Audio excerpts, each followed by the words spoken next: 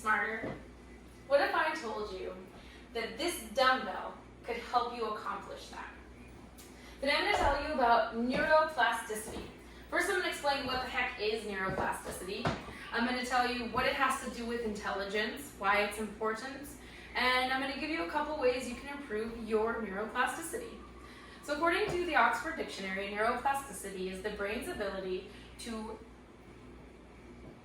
form and reorganize synaptic connections, especially in response to learning, experience, and following injury. Basically what this means is neuroplasticity is the way your brain changes depending on what you're experiencing, what you're going through, what you're doing. So it's making connections, it's making memories, or it's creating knowledge, which, according to Oxford, is facts, information, and skills acquired through education. Well, what does this have to do with intelligence?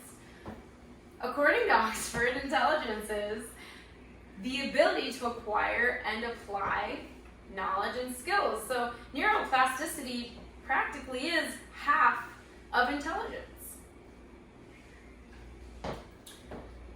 So if strong connections or strong memories or the ability to easily recall information from your memory is the way to be smarter, how can we strengthen these connections? Is there a way? Well, according to the neuroscientist at the University of British Columbia, which is one of the forefronts or one of the best schools right now conducting research. So Max Sinader of the school says that neurons that fire together wire together. So that means that the more these neurons are firing or thought about or you're doing it, the stronger they become, the stronger these pathways become.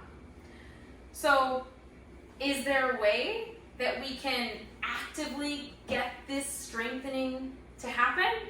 Well, actually, they're finding that there is. And oddly enough, exercise is one of the big ones.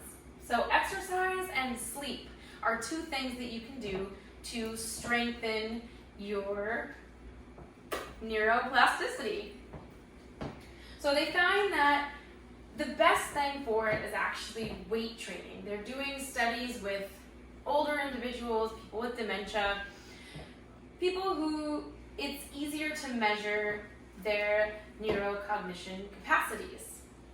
And what they're finding is that their hippocampus, where information technically is stored, or where you can see how much connections are happening, is actually growing in participants of research studies that weight train twice a week.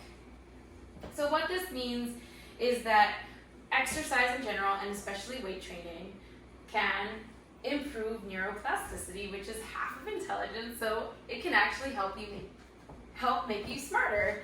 The other thing you can do is get a good night's rest, because what scientists are also finding is that during sleep we are re-going through all of these scenarios, all of these things that we learned throughout the day, and that is strengthening those connections, which, as I told you before, strengthening those connections can actually help you be more intelligent.